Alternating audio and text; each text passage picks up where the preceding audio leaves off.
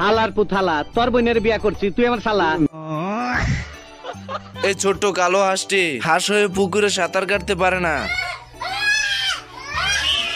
बेकार है भैया, मैं तो टूट गया। সাঁতার না জানার দুঃখে জঙ্গলে এসে হাঁসটি বসে বসে কাঁদতে থাকে। তা দেখে জঙ্গলের প্রাণীরা এসে বলে, বাইক না তোমার বডির এই অবস্থা কে? সুইমুই লাও নাকি?